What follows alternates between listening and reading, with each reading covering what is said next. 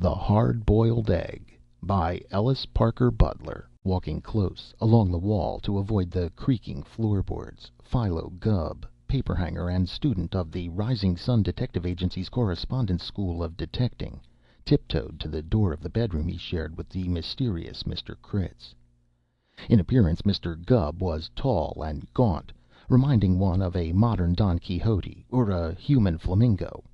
By nature, Mr. Gubb was the gentlest and most simple-minded of men. Now, bending his long, angular body almost double, he placed his eye to a crack in the door panel and stared into the room. Within, just out of the limited area of Mr. Gubb's vision, Roscoe Critz paused in his work and listened carefully. He heard the sharp whistle of Mr. Gubb's breath as it cut against the sharp edge of the crack in the panel, and he knew he was being spied upon. He placed his chubby hands on his knees and smiled at the door, while a red flush of triumph spread over his face. Through the crack in the door Mr. Gubb could see the top of the washstand beside which Mr. Critz was sitting, but he could not see Mr. Critz. As he stared, however, he saw a plump hand appear and pick up one by one the articles lying on the washstand. They were, first, 7 or 8 half shells of English walnuts. Second, a rubber shoe heel out of which a piece had been cut. Third, a small rubber ball no larger than a pea. Fourth, a paper-bound book. And lastly, a large and glittering brick of yellow gold.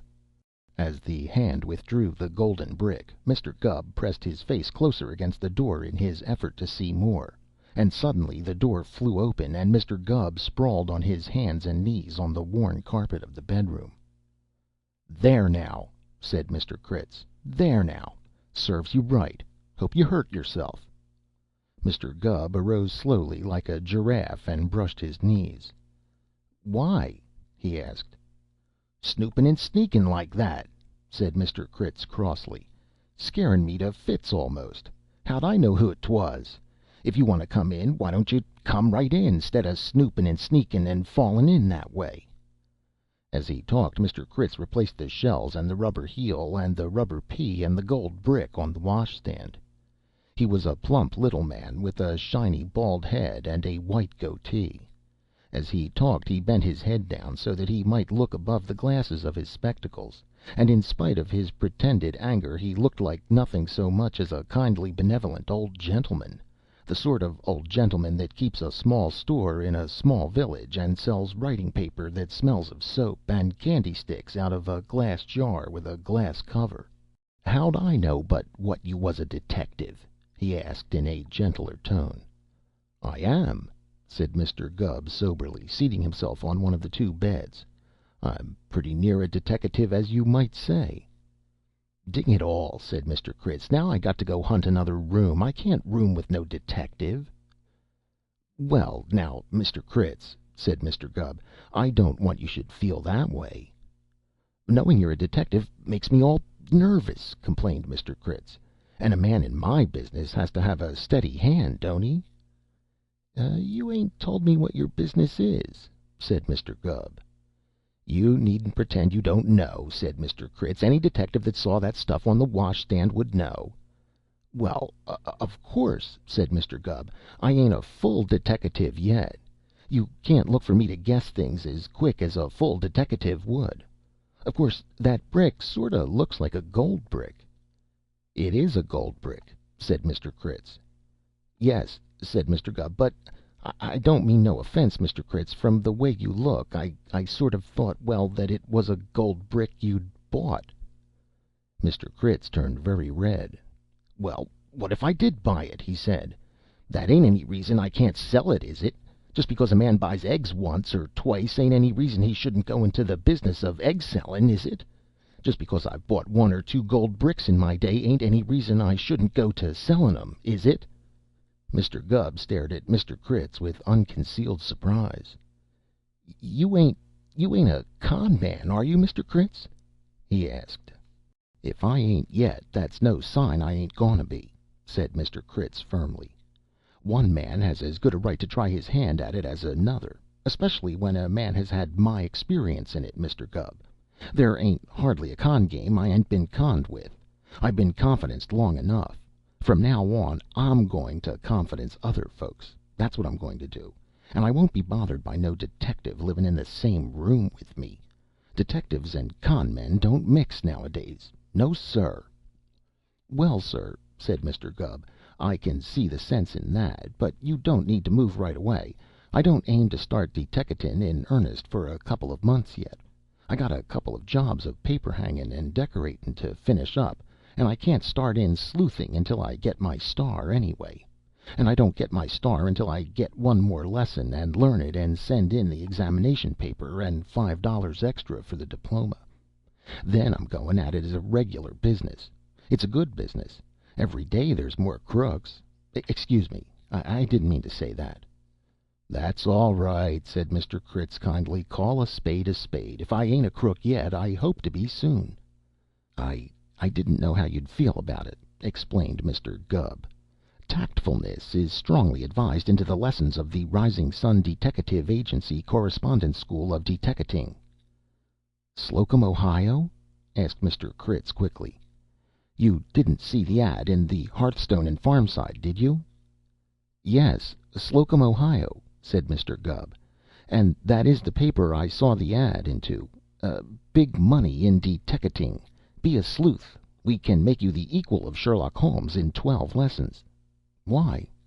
"Well, sir," said Mr. Critz, that's funny. That ad was right atop of the one I saw, and I studied quite considerable before I could make up my mind whether 'twould be best for me to be a detective and go out and get square with the fellers that sold me gold bricks and things by putting them in jail, or to even things up by sending for this book that was advertised right under the Rising Sun Correspondence School.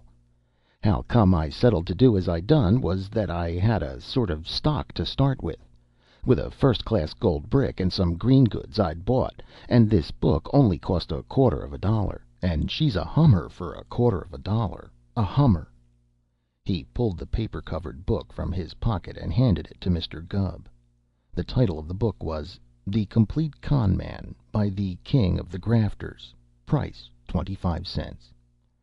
"That there book," said Mr. Critz proudly, as if he himself had written it, "tells everything a man needs to know to work every con game there is. Once I get it by heart, I won't be afraid to try any of them. Of course, I got to start small. I can't hope to pull off a wiretapping game right at the start, because that has to have a gang. You don't know anybody you could recommend for a gang, do you?" "Not right off hand," said Mr. Gubb thoughtfully.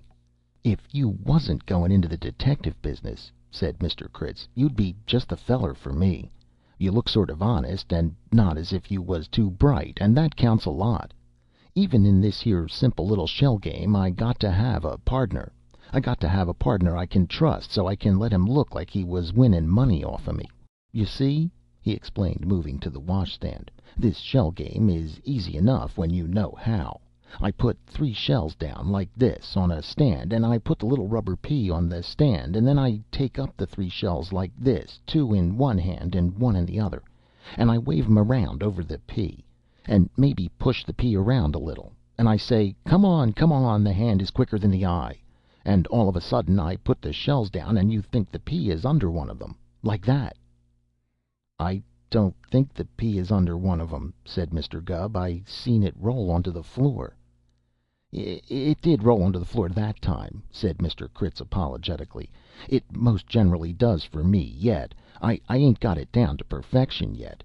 This is the way it ought to work. Oh, pshaw! There she goes onto the floor again. Went under the bed that time.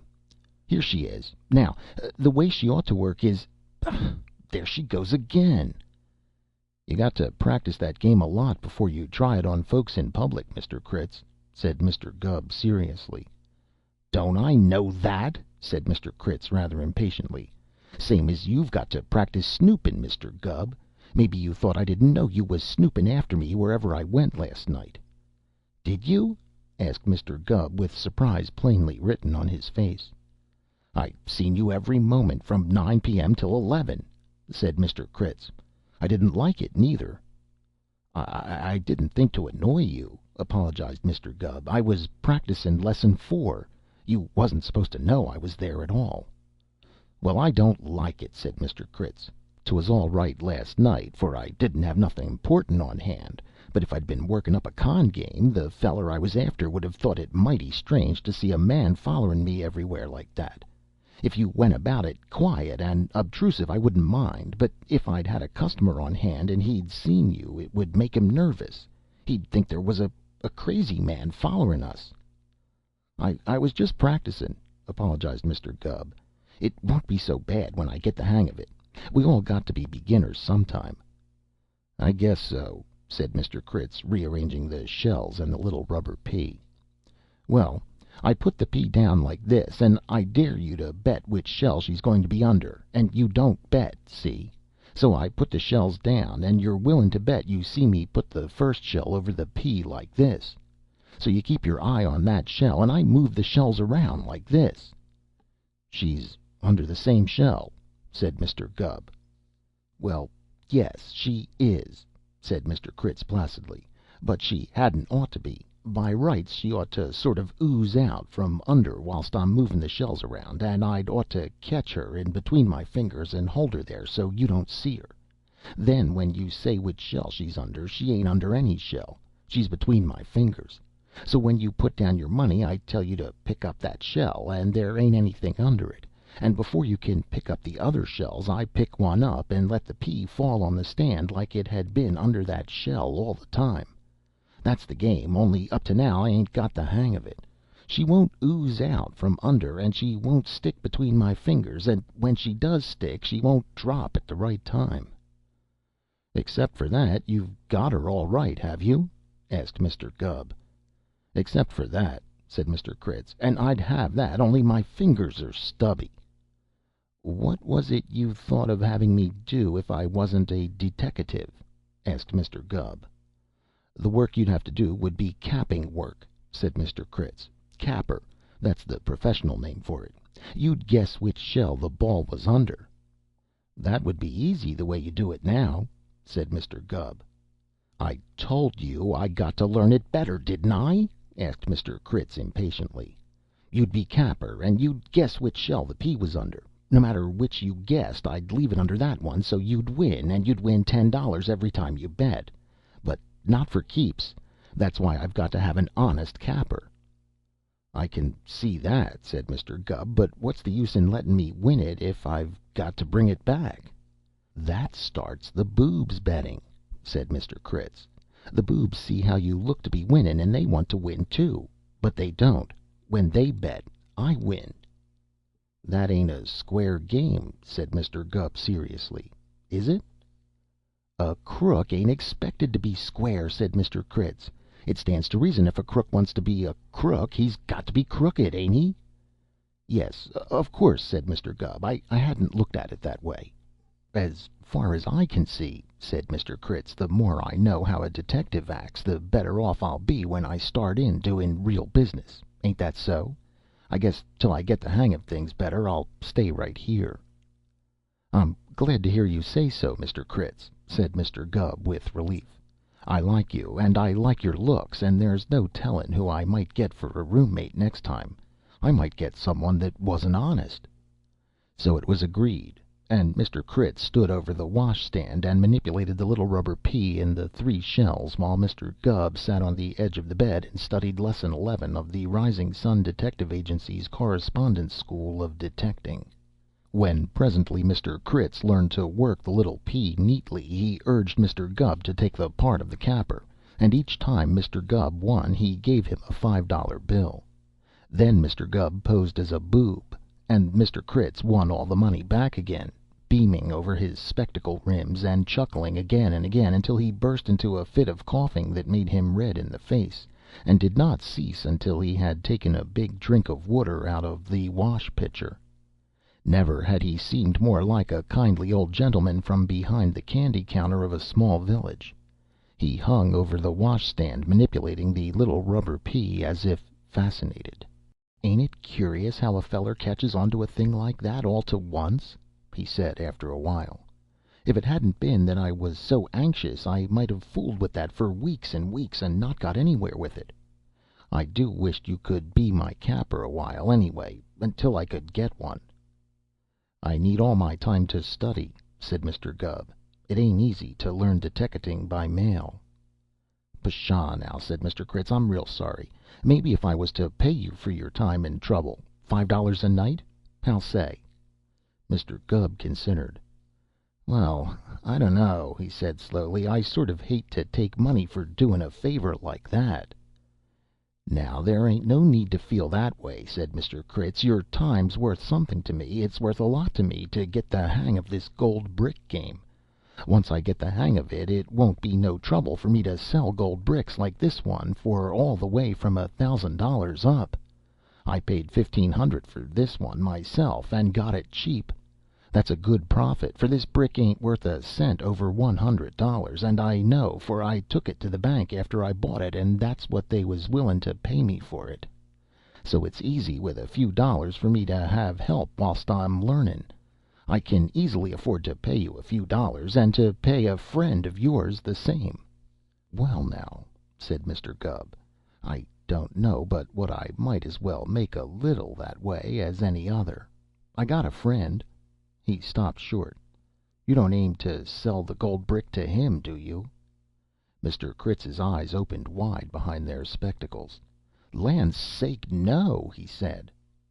"Well, I got a friend may be willin' to help out," said Mr. Gubb. "What'd he have to do?" "You or him," said Mr. Critz, "would be the come on and pretend to buy the brick, and you or him would pretend to help me to sell it. Maybe you better have the brick, because you can look stupid, and the feller that's got the brick has got to look that." "I can look any way almost," said Mr. Gubb with pride. "Do tell," said Mr. Critz, and so it was arranged that the first rehearsal of the gold brick game should take place the next evening. But as Mr. Gubb turned away, Mr. Critz deftly slipped something into the student detective's coat pocket. It was toward noon the next day that Mr. Critz, peering over his spectacles and avoiding as best he could the pails of paste, entered the parlor of the vacant house where Mr. Gubb was at work. "I just come around," said Mr. Critz rather reluctantly, "to say you better not say nothin' to your friend. I guess that deal's off." "Pshaw, now," said Mr. Gubb. "You don't mean so." "I don't mean nothin' in the way of aspersions, you mind," said Mr. Critz with reluctance. "But I guess we better call it off. Of course, so far as I know, you're all right." "I don't know what you're gettin' at," said Mr. Gubb. "Why don't you say it?" "Well, I've been buncoed so often," said Mr. Critz. "Seems like anyone can get money from me any time and any way, and I got to thinkin' it over. I don't know anything about you, do I? And here I am going to give you a gold brick that cost me $1,500, and let you go out and wait until I come for it with your friend, and, well, what's to stop you from just goin' away with that brick and never comin' back?" Mr. Gubb looked at Mr. Critz blankly. "I've went and told my friend," he said. "He's all ready to start in." "I hate it to have to say it," said Mr. Critz, "but when I come to count over them bills I lent you to cap the shell game with, there was a $5 one short." "I know," said Gubb, turning red. "And if you go over there to my coat you'll find it in my pocket, all ready to hand back to you. I don't know how I come to keep it in my pocket. Must have missed it when I handed you back the rest." "Well, I had a notion it was that way," said Mr. Critz kindly. You look like you was honest, Mr. Gubb. But $1,000 gold brick that any bank will pay $100 for, I got to get out of this way of trustin' everybody." Mr. Critz was evidently distressed. "If 'twas anybody else but you," he said with an effort, I'd make him put up $100 to cover the cost of a brick like that whilst he had it. There, I've said it, and I guess you're mad." "I ain't mad," protested Mr. Gubb. "Long as you're goin' to pay me and Pete, and it's business, I ain't so set against puttin' up what the brick is worth." Mr. Critz heaved a deep sigh of relief. "You don't know how good that makes me feel," he said. "I was almost losin' what faith in mankind I had left." Mr. Gubb ate his frugal evening meals at the Pie Wagon, on Willow Street, just off Main, where by day Pie Wagon Pete dispensed light viands, and Pie Wagon Pete was the friend he had invited to share Mr. Critz's generosity. The seal of secrecy had been put on Pie Wagon Pete's lips before Mr. Gubb offered him the opportunity to accept or decline, and when Mr. Gubb stopped for his evening meal, Pie Wagon Pete, now off duty, was waiting for him. The story of Mr. Critz and his amateur con business had amused Pie Wagon Pete. He could hardly believe such utter innocence existed. Perhaps he did not believe it existed, for he had come from the city and he had had shady companions before he landed in Riverbank. He was a sharp-eyed, red-headed fellow with a hard fist and a scar across his face, and when Mr. Gubb had told him of Mr. Critz and his affairs, he had seen an opportunity to shear a country lamb. "How goes it for tonight, Philo?" he asked Mr. Gubb, taking the stool next to Mr. Gubb while the night man drew a cup of coffee. "Quite well," said Mr. Gubb. "Everything is arranged satisfactory. I'm to be on the old houseboat by the wharf house on the levee at 9 with it." He glanced at the night man's back and lowered his voice. "And Mr. Critz will bring you there." "9, eh?" said Pie Wagon. "I meet him at your room, do I?" "You meet him at the Riverbank Hotel at 8:45, said Mr. Gubb, like it was the real thing. "I'm going over to my room now and give him the money." "What money?" asked Pie Wagon Pete quickly. "Well, you see," said Mr. Gubb, "he sort of hated to trust it out of his hands without a deposit.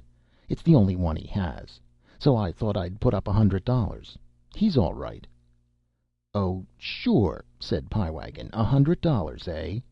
He looked at Mr. Gubb, who was eating a piece of apple pie hand-to-mouth fashion, and studied him in a new light. $100, eh?" he repeated thoughtfully. "You give him $100 deposit now, and he meets you at 9 and me at 8:45, and the train leaves for Chicago at 8:43, halfway between the houseboat and the hotel. Say, Gubby, what does this old guy look like?" Mr. Gubb, albeit with a tongue unused to description, delineated Mr. Critz as best he could, and as he proceeded, Pie Wagon Pete became interested. "Pinkish and bald? Top of his head like a hard-boiled egg? He ain't got a scar across his face? The dickens he has! Short and plump and a regular old nice grandpa? Blue eyes? Say, did he have a coughin' spell and choke red in the face? Well, sir, for a brand new detective, you've done well. Listen, Jim, Gubby's got the hard-boiled egg." The night man almost dropped his cup of coffee. "Go way," he said. "Old hard-boiled himself?" "That's right, and caught him with the goods. Say, listen, Gubby." For 5 minutes Pie Wagon Pete talked, while Mr. Gubb sat with his mouth wide open. "See?" said Pie Wagon Pete at last. "And don't you mention me at all. Don't mention no one. Just say to the chief, 'And havin' trailed him this far, Mr. Whittaker, and arranged to have him took with the goods, it's up to you.' See? And as soon as you say that, have him send a couple of bulls with you, and if they can do it, they'll nab old Hard Boiled just as he takes your cash, and old Sleuth and Sherlock Holmes won't be in it with you when tomorrow morning's papers come out. Get it?" Mr. Gubb got it. When he entered his bedroom, Mr. Critz was waiting for him. It was slightly after 8 o'clock, perhaps 8:15. Mr. Critz had what appeared to be the gold brick neatly wrapped in newspaper, and he looked up with his kindly blue eyes. He had been reading The Complete Con Man, and had pushed his spectacles up on his forehead as Mr. Gubb entered. "I done that brick up for you," he said, indicating it with his hand, "so's it wouldn't glitter whilst you was goin' through the street. If word got passed round there was a gold brick in town, folks might sort of get suspicious like. Nice night for goin' out, ain't it?